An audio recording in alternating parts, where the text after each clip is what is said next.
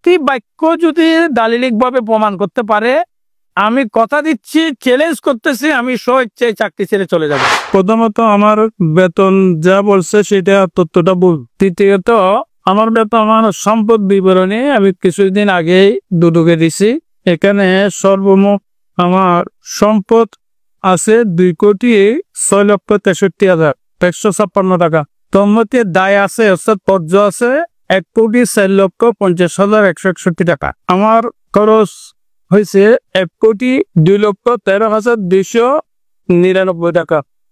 আমার আরো প্রায় 28,000 টাকার সম্পদ আরো কম আছে আমার এচেকে। এই হিসেব অনুযায়ী আমার মোট সম্পদের বিবরণ হচ্ছে 1,02,13,000।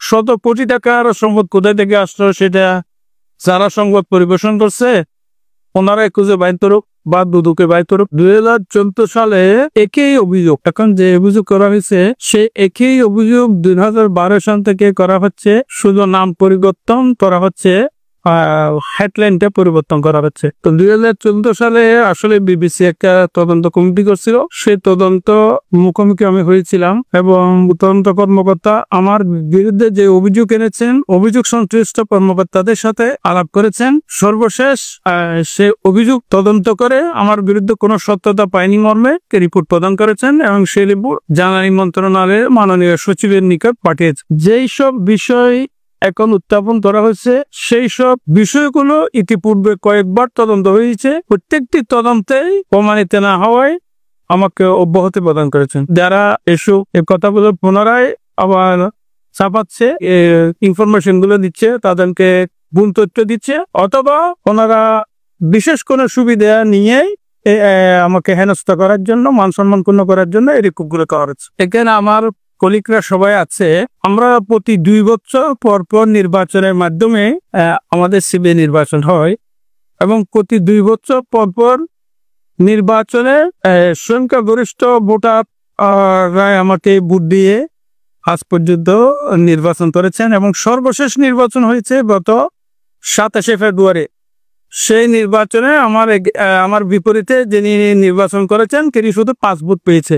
আর আমার কোনো রাজনৈতিক কোনো পদ পদবি নেই। আমি রাজনীতি করি জমুনুল কোম্পানি লেবার ইউনিয়নের সদস্যদের জন্য এবং আমাদের দাবি দাওয়া আদায় করার জন্য যাদের কাছে আমাকে যেতে হয়েছে, আমি সহ ফেডারেশনের নেতৃবৃন্দরা তাদের কাছে গিয়েছি। এখানে আমার কোনো পদ পদবি ধারণ করি নাই বা আমি কোনো পদ পদবি নিয়ে কোনো রাজনীতিতে নেই। সাংবাদিকতা পেশাটা অত্যন্ত পবিত্র এবং আমি খুব সম্মান করি। একজন সুশিক্ষিত সাংবাদিক যদি বলেন একটা প্রতিষ্ঠানের নিয়োগ, পদোন্নতি, বদলি সকল কার্যক্রম যদি একজন সিবিআই নেতা করে থাকে, তাহলে তো এই প্রতিষ্ঠানের যে একটা ম্যানেজমেন্ট রয়েছে, ম্যানেজমেন্টের উপরে বিপিসি রয়েছে, বিপিসির উপরে আপনার মন্ত্রণালয় রয়েছে, তাহলে তাদের কাজটা কি? শিক্ষিত মানুষ এরকম প্রশ্ন করা উচিত নয় বলে আমি মনে করি। আমি তো ফার্নেস অয়েল কোন সেকশন থেকে বিক্রি করে সেটাও জানি না।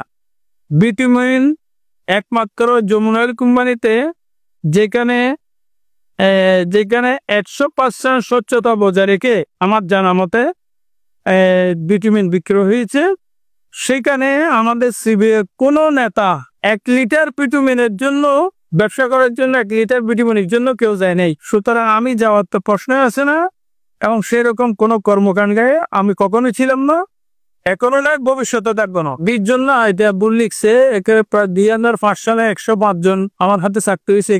এখানে যেগুলো দেখছেন এগুলো এখানে আমার আত্মীয় স্বজন কেউ নেই, তো এখানে সবাই কিন্তু আমার হাতে চাকরি, এগুলো আমার আমলে চাকরি হয়েছে, ম্যানেজমেন্ট চাকরি দিচ্ছে। তো আমার কোনো ভাই বেড়াত এখানে স্থায়ী কিংবা কোম্পানি ক্যাজুয়াল কেউ নেই। এখন কারো পরিবারের যদি সেদিন আমার আত্মীয় স্বজন হয়েও যায়, এটা ঠিকাদারের অধীনে চাকরি করলে সেটা তো কোম্পানির স্টাফ না তারা। এখন যেভাবে লেখা হয়েছে মনে হচ্ছে আমার ফ্যামিলিরে বা 20-22 জন এখানে স্থায়ী চাকরি করে। এটা তো একটা সম্পূর্ণ মিথ্যা তথ্য দিয়ে রিপোর্টটা করেছে। আমাদের কলিগরা জানে যে ব্যক্তির মাধ্যমে, যে ব্যক্তিকে প্ররোচনা দিয়ে আমার বিরুদ্ধে চাকরি দেওয়ার নামে 29 লক্ষ টাকা নিয়েছি বলেছেন বাগাবাড়ি ডিপো এক জেল স্টাফ তোতামিয়া। সে ব্যক্তি আমাদের এখানে যমুনা ভবনের যত শ্রম কর্মচারী আছে সবার কাছ থেকে ক্ষমা চাইছে এখানে দাঁড়াইয়া। সে ব্যক্তি বিশেষের প্ররোচনায় আমার বিরুদ্ধে আমাকে হেনস্থা করার জন্য এটা করা হয়েছে। তাছাড়া তার এইটাও তদন্ত করেছেন, তদন্ত রিপোর্ট আমার কাছে আছে, তদন্তে এসে যা বলেছে এখানে আছে। এছাড়াও সে যে প্রথম আলোতে যে রিপোর্টটা হয়েছে সেই রিপোর্টের প্রতিবাদ জানিয়েছে প্রথম আলো পত্রিকা গিয়ে, এবং সে যে অভিযোগটা করেছিল বাগাবাড়ি সাজার পত্তারায়, সেই অভিযোগটা সব প্রমাণিত হয়ে সে প্রত্যাহার করেছে এবং সে অভিযোগের কার্যক্রম বন্ধ করার জন্য সে আবেদন জানিয়েছেন এবং কোম্পানির নিকটও চিঠি দিয়ে ভুল স্বীকার করেছে। এরপরেও যদি বলা হয় আমি চাকরি দেওয়ার নামে টাকা নিয়েছি, তাতে আমার তো কোনো কিছু করার নেই। একটু কোটি টাকার তো দেখাইলাম, কোটি টাকার সম্পদ আছে, 1,02,00,000 টাকার সম্পদ আমার আছে। 1,02,00,000 টাকার সম্পদ করা আমাদের জন্য সম্ভব। যেমন আমরা এবার 5% পাচ্ছি 13 লক্ষ টাকা। 13 লক্ষ টাকা 5% পেলে আপনার মাসে কয় টাকা ইনকাম? শুধু 5% দিয়ে 1 লক্ষ টাকার উপরে, তাহলে আমার বেতন আছে 85,000 টাকার উপরে। এরপর আমাদের আদার্স ইনকাম আছে আমাদের কোম্পানির, এর বাইরেও আমার ব্যক্তিগত ইনকাম থাকতে পারে। তো সবকিছু মিলিয়ে তো আমার এই হিসেবে 2.5 লক্ষ টাকার উপরে আমাদের পার মান্থ ইনকাম আছে। আমার এখানে যারা আছে সবার প্রায়, তো আমার 5 কোটি টাকার সম্পদ থাকাও এটা কোনো ব্যাপার ছিল না। আমি একটু খরচ বেশি করি, ওই জন্য অর্জন করতে পারিনি সম্পদ। আমি এটা 1 কোটি টাকা দিয়ে একটা ফ্ল্যাট কিনছি। এটা ফ্ল্যাটটা হচ্ছে আপনার পুরাতন ফ্ল্যাট, নতুন ফ্ল্যাট না, আমার মালিকের কাছ থেকে নিছি। এটা যথাযথ কাগজপত্র করেছি সংশ্লিষ্ট দপ্তরে, সেটা আমরা জমা দিয়েছি অক্ষর দিদুকে। আমার সম্পদ বিবরণিত এটা দেওয়া আছে, এটা লুকানোর কিছু নয়। আমি নিজেই এটা দাখিল করেছি, ইনকাম ট্যাক্সে দাখিল করেছি, দুদুকে দাখিল করেছি এবং বিভিন্ন ইলেকট্রনিক্স মিডিয়ার কাছে আমি বক্তব্য দেওয়ার সময় বলেছি আমার ফ্ল্যাট কিনছি। আমার একজন কলিকের ওয়াইফ এটা বায়না করছিল, পরবর্তীতে সেটা আমরা নিতে না পেরে সে বায়নাটা ক্যান্সেল করেছিল। তো ওই বায়না দিয়ে সব জায়গায় দেখাচ্ছে ওই জায়গা আমার, ওখানে বাড়ি করছে। মূলত আমার স্ত্রী সন্তানদের নামে, কোনো জায়গায় তাদের নামে কোনো একটা পয়সাও নেই, 1 কাটা জায়গাও নেই, কোনো ব্যাংক অ্যাকাউন্টও নেই। তো গ্রামের বাড়িতে বিটে থাকবে, আমি মানুষ হিসেবে তো বিটে থাকবো, আমি তো জঙ্গলে থাকবো না। আমার বাবার দেওয়া যে সামান্য জায়গা সেখানে বসবাস করি। আর সেটা 14 সালে আমি কিনেছিলাম, এটা 18 সালে মনে হয় আমি বিক্রি করে ফেলছিলাম। তো সেটা এখনো বলে যাচ্ছে আমার ওখানে জায়গা আছে, আর সেগুলো তো আমি ইনকাম ট্যাক্সে দাখিল করছি এবং দুদুকে আমি এগুলো দলিল আমি ওখানে পেশ করছি, কয় টাকা দিয়ে কিনছি, কয় টাকা দিয়ে বিক্রি করছি। ওখানে আমার কোনো এখন জায়গা নেই। আর বাড়িতে যে আমার জলে পারে জায়গা আছে, এগুলো আমি বৈধ ইনকামে একটু সব মিলিয়ে তো আমার স্থাবর সম্পত্তি 1,56,00,000, অস্থাবর স্তম্ভের জায়গা আছে 1,04,00,000 লক্ষ। এটা হিসাবটা আমি নিজে দিয়েছি। মূলত এখানে 21 সালটা বাদ দিছে, কারণ 2016 সালে আমরা স্বতন্ত্র পে স্কেলের দাবিতে সুরতের সেক্টর আমরা একটা কর্মসূচি পালন করেছিলাম। সে কর্মসূচি যাতে আমরা বাস্তবায়ন করতে না পারি, সেজন্য আমাদেরকে বিএনপি জামাতের টেক লাগাইয়ে দুদক সহ বিভিন্ন জায়গায় অভিযোগ করেছেন। সেই অভিযোগের কপি আমি একটু আগে আপনাকে দেখাছিলাম। সেই অভিযোগের ভিত্তিতে তদন্ত 21 সাল পর্যন্ত তদন্ত করছে। 4 আগস্ট 2021 সালে দুদক প্রধান কার্যালয় থেকে আমার বিরুদ্ধে অভিযোগ প্রমাণিত না হওয়ায় আমাকে অব্যাহতি দিয়ে চিঠি প্রদান করেছেন। এই চিঠি আমার কাছে আছে।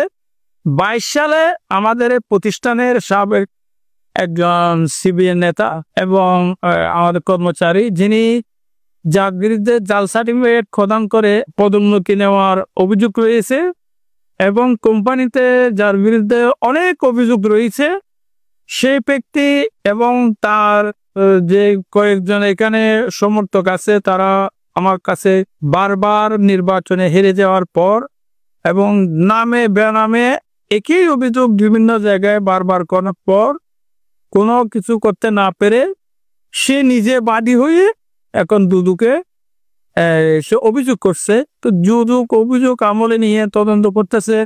আমার কাছ থেকে যা যা চাইছে আমি ইতিমধ্যে তা দিয়েছি। আরো কিছু চাইলে আমি দেব, আমি তাদেরকে বলেছি।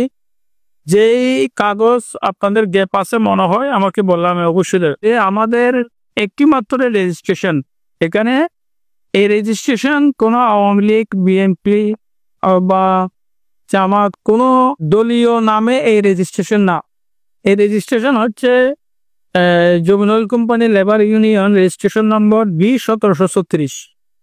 এখন আমরা শ্রমিক কর্মচারীদের দাবি দেওয়া নিয়ে কাজ করতে গেলে আওয়ামী লীগের এই 16 বছরে কয়জন বিএমপি আছে যে নিজেদেরকে বিএমপি দাবি করতে পেরেছে, তেল সেক্টরে কয়জন আছে যে বিএমপি দাবি করতে বলেছে, ফেসবুকে কে একটা স্ট্যাটাস দিছে বিএমপি হিসেবে, জামাত হিসেবে। সবাই তো আমরা আন্দোলন করেছি, এখন যে সরকার ছিল সে সরকারের কাছে আমাদেরকে যেতে হয়েছে শ্রমিক কর্মচারীদের স্বার্থ আদায়ের জন্য।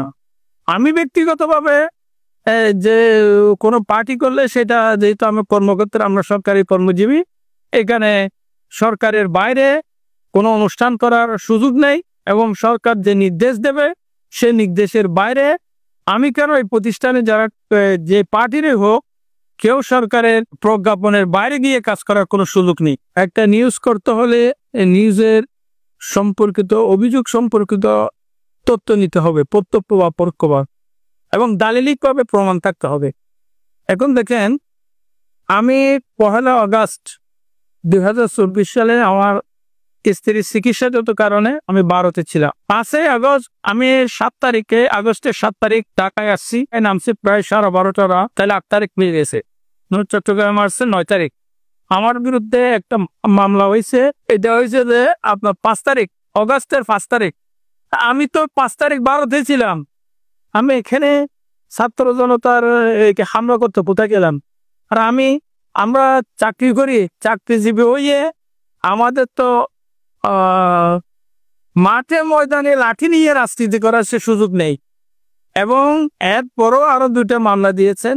আমাদের দেশ অনেক উন্নত দেশ, প্রযুক্তি অনেক এগিয়ে গেছে। আমি 2 বছর আগে কোন সময় কোথায় ছিলাম সে আজকে এসে জানার সে সুযোগ আছে। যে ঘটনা দেখিয়েছেন, এই ঘটনার 5 কিলোমিটারের ভিতরে আমি ছিলাম না। যারা আমার বিরুদ্ধে বিভিন্ন ষড়যন্ত্র করছে, হয়তো এগুলো যারা করছে তারাও জানে না আমার নাম এখানে কিভাবে করছে, এবং তারা জানতে পেরে আমি ইন্ডিয়া ছিলাম ঘটনার সময়। পরবর্তীতে যে মামলা 2টাতে দেশে, ওখানে আমি ছিলাম না সেটা জানতে পেরে 3টা মামলার বাদী মাননীয় আদালতে সশরীরে হাজির হয়ে এফিডেভিট দিয়েছেন আমি ঘটনার সাথে জড়িত নয় মামলা। এরপরও যদি কেউ জোর করে বলে আমি মামলার আসামি, কেন আমাকে গ্রেপ্তার করা হচ্ছে না, তারা কারো বায়াস্ট হয়ে, কারো মাধ্যমে বায়াস্ট হয়ে বা কোনো কিছুর বিনিময়ে তারা চাচ্ছে আমি যাতে কয়েকটা বেকায়দা করি। আর আমাদের সভাপতি একই থানার মামলার কথা বলছে, এটা সত্য না। বাকি বিজেপি থানায় সে অফিস করে আসতেছে, গায়ে ইউনিফর্ম আছে, সে সময় তাকে গ্রেপ্তার করছে। এটা শত্রুতার জের ধরে, পূর্ব শত্রুতার জের ধরে তাকে এই মামলা ফাঁসানো হয়েছে। বস্তুতপক্ষে সে কোনো সরকার বিরোধী বা কোনো বানসুর, কোনো ক্ষতিকারক এরকম কোনো কাজে জড়িত ছিল না। সে অত্যন্ত একজন ভালো ছেলে। তাকে এটা উদ্দেশ্য প্রণোদিতভাবে এটা করা হয়েছে, মামলাটা দেওয়া দিয়েছে। একাধিকবার না, আমি একদিন অফিসে আসতেছি, এখানে দেখলাম অফিসের গেটের সামনে 30-35 জন লোক দাঁড়ানো আছে। আমি মনে করছি কোনো রাজনৈতিক পার্টির কোনো সমাবেশে যাওয়ার জন্য দাঁড়াইছে। পরবর্তী জানলাম যে আমার বিরুদ্ধে মানববন্ধন করতেছে। তা আমি চিন্তা করলাম যে আমি এমন কি কাজ করেছি কোম্পানির বা কার কি এমন ক্ষতি করেছি আমাদের মানববন্ধন করবে। ওখানে আমাদের সকল লোকজন ওখানে গেল, আমিও গেলাম। দেখলাম যে ওখানে আমাদের জ্বালানি সেক্টরের, যমুনা না শুধু জ্বালানি সেক্টরে কোনো স্থায়ী অস্থায়ী কোনো লোকে নেই। পরবর্তী আমাদের লোকজন এই দৃশ্য দেখে তাদের এগিয়ে যাওয়াতে এরা পালিয়ে যায়। পরবর্তীতে তারা দেখলাম যে কেউ আপনার বিয়ের ক্লাবের বই আছে না, বইয়ের মাঝি বই, আবার কিছু ক্লিনিকের প্রিয়ংটন, এগুলো নিয়ে ওই যে বললাম যিনি আমার বিরুদ্ধে একসময় আওয়ামী লীগ সরকার পতনের ষড়যন্ত্রে রাষ্ট্রদ্রোহ মামলা করেছিলেন, ইফতিখার কামাল খান, যিনি আমাদের এখানে একজন বেলাউদ্দিন আহমদ সাহেব ছিলেন, উনি এখন আমেরিকায় থাকে, জামাতের নেতা। ওনাকে হেনস্থা করেছেন। পিপিসির একজন ডাইরেক্টর এখানে ভাত খেতে বসছে ক্যান্টিনে, ওনার ভাতের প্লেট কেড়ে নিয়েছেন এবং এখানে অনেক লোককে সে অপদস্থ করেছেন, অসম্মানিত করেছেন। আমি মনে করি আল্লাহ তার যমুনা থেকে আল্লাহ তার ভাতের প্লেট কেড়ে নিয়েছি, যার কারণে তাকে চাকরি হারাতে হয়েছে। ওই যে বললাম এক সময়, এখনো অনেক ভালো লেখাপড়া করে সাংবাদিকতা করতেছে এরকম সংখ্যা বেশি। এখন যেই রিপোর্টার লিখতে পারে 1 বছর অফিসে না আসে বাসায় নিয়ে খাতা স্বাক্ষর করা হয়, তাহলে প্রথমত এই প্রতিষ্ঠানের যারা রেকর্ড সংরক্ষণ করে তাদেরকে সাসপেন্ড করা দরকার। 1 বছর তো দূরের কথা, একদিন না আসে আমাদের প্রতিষ্ঠানে পরের দিন এসে স্বাক্ষর করার কোনো সুযোগ নেই, তার চাকরি চলে যাবে। সেখানে 1 বছর না আসে আমি চাকরি করতেছি, 1 বছর না আসলে আমি 27শে ফেব্রুয়ারি নির্বাচন কিভাবে করলাম, নির্বাচন প্রচারণা কিভাবে করলাম, নির্বাচিত কিভাবে হলাম, এটা হচ্ছে একটা কমন সেন্সের ব্যাপার। 1 বছর না, যেখানে একদিন না আসে আমাদের এখানে না এসে সিগনেচার করে আমি না কারোর জন্য এটা প্রযোজ্য না এবং তার চাকরিও থাকবে না। সুতরাং 1 বছর না এসে স্বাক্ষর দেওয়া, এটা ওনাকে আমার সাংবাদিক শব্দটা ওনার জন্য ব্যবহার করতে আমার লজ্জাবোধ হচ্ছে। আমার বিরুদ্ধে যারা ষড়যন্ত্র করতেছে তোর মধ্যে একজনের কথা তো বললাম, ইফতিখার কামাল খান, যিনি সাবেক সিবিএন নেতা ছিলেন, যিনি জাল সার্টিফিকেট প্রদান করে পদোন্নতি নিয়েছেন, এটার অভিযোগও হয়েছে এবং সে নিজেকে ডিগ্রি ফার্স্ট বলে পদোন্নতি নিয়েছেন। পরবর্তীতে দেখা যাচ্ছে সে ডিগ্রি ফার্স্ট করেছেন মর্মে পূবালী ব্যাংক থেকে কনজিউমার স্কিমের আওতায়, ক্রেডিট স্কিমের আওতায় লোনও নিয়েছেন, সেখানেও লিখেছেন ডিগ্রি। পরবর্তীতে যখন এগুলো ধরাধরি হচ্ছে, ফাইল থেকে প্রভাব পাঠিয়ে 111-এর আগে তার যে সার্টিফিকেটটা, ভুয়া সার্টিফিকেটটা সরা ফেলছে, এটা তদন্ত কমিটি হয়েছে। সেই অভিযোগকারী ছিলাম আমরা, জাল সার্টিফিকেটের অভিযোগকারী ছিলাম আমি নিজে একজন। ও আমাদের অভিযোগের ভিত্তিতে তৎকালীন সিবিএর আপনার সেক্রেটারি আপন ভাই, আপন বাগিনা এবং আত্মীয় স্বজন যাদেরকে চাকরি দিচ্ছে, তন্মধ্যে 12 জনের জাল সার্টিফিকেটে চাকরি চলে গেছে, বরখাস্ত হয়েছে। তো সেই কারণে তারা ক্ষুব্ধ এবং দীর্ঘদিন একসময় এই প্রতিষ্ঠানটা লসে ছিল। এই লসের বিরুদ্ধে আমি যমুনার সর্বস্তরের শ্রমিক কর্মচারীদেরকে নিয়ে আমি তাদের বিরুদ্ধে প্রতিবাদে ভূমিকা রেখেছিলাম, যার যার ফলশ্রুতিতে আজকে যমুনা অয়েল কোম্পানি প্রায় 400-450 কোটি টাকা লাভে আছেন এবং আমরা কিছুদিন পরে লভ্যাংশের 5% পাবো। সবার মধ্যে একটা উৎসবমুখর ভাব পরিলক্ষিত হচ্ছে। তো সেগুলো তাদের সহ্য হচ্ছে না, যারা লুটে ফুটে খেয়েছে। সেই ব্যক্তি যে ইফতিখার কামাল খান, এখানে আমার অনেক কলিগ আপনাদের সামনে আছে, আমি যা বলতেছি একটা মিথ্যা হলে এরা বলবে। সে নিজে গাড়ি সাপ্লাই দিছে, এখানে নিজে গাড়ি সাপ্লাই দিয়ে, অর্থাৎ পুলের কোম্পানির পুলের আন্ডারে তার একটা গাড়ি ছিল, তো অনেকে দেখছে সাদা রঙের, এটা করছে। তারা এমন কোনো কাজ নাই এখানে করে নাই, মানুষের গায়ে হাত তোলা থেকে শুরু করে মসজিদ থেকে বাহির করে মারা পর্যন্ত এমন কোনো কাজটা করে নাই। সে ব্যক্তি 2015 সালে আমাকে আওয়ামী লীগ সরকার পতনের ষড়যন্ত্রে রাষ্ট্রদ্রোহ মামলা করেছেন। এখন সে ব্যক্তি কতটুকু ফ্যাসিস্ট হতে পারে? আওয়ামী লীগ সরকার পতনের ষড়যন্ত্রের মামলা যে করে, সেই তো মনে হয় শেখ হাসিনার চেয়ে বেশি আওয়ামী লীগ দাবি করতে পারে। তো আমার জানার মধ্যে সেও ছাত্র জনতা আন্দোলনের ওখানে ছাত্র জনতার বিরুদ্ধে অবস্থান নেওয়ায় তার বিরুদ্ধেও আপনার 7-8টা মামলা আছে আমি শুনেছি। তো সেই ব্যক্তি বিভিন্নভাবে বিভিন্ন পত্রিকার কিছু নাম সর্বস্ব পত্রিকা এবং যারা কেনা বেচা হয় ওই রকমের কিছু সাংবাদিকের মাধ্যমে আমার বিরুদ্ধে এই মিথ্যা সম্পূর্ণ কাল্পনিক উদ্ভট এই কথাগুলো লিখছে যেগুলো হাসির খোরাক ছাড়া আর কিছু না। শুধু আমি নয়, এই কোম্পানির অনেকের বিরুদ্ধে সে নামে বেনামে উড়ে চিঠি দিয়ে অনেককে হয়রানি করতেছে।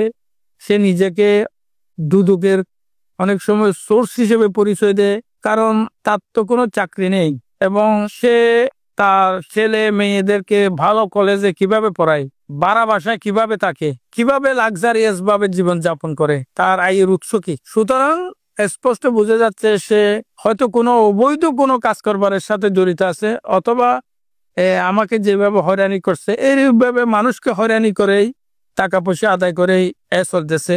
আরো সম্প্রতি আমাদের মংলা ডিপুতে একজন কর্মকর্তা উনি 18,000 লিটার তেল 900 করছে বলে আমার মনে হয়েছে। আমি নিজে ইউনিয়নের প্যাডে এটা কোম্পানির এমডি মহোদয়ের কাছে অভিযোগ করেছি, সেটা তদন্ত হয়েছে। তদন্তে দেখা যাচ্ছে যে আমি যেটা অভিযোগ করেছি এর চেয়ে বেশি তেল 900 করছে এবং তার আর্থিক অ্যামাউন্টের পরিমাণটা হচ্ছে 52 লক্ষ টাকার উপরে। তো আমার আবেদনের প্রেক্ষিতেই এটা তদন্ত করেছেন এবং তাকে 52 লক্ষ টাকা আত্মসাতের কারণে কোম্পানি কর্তৃপক্ষ মাস দেড়েক আগেই তাকে সাসপেন্ড করেছে।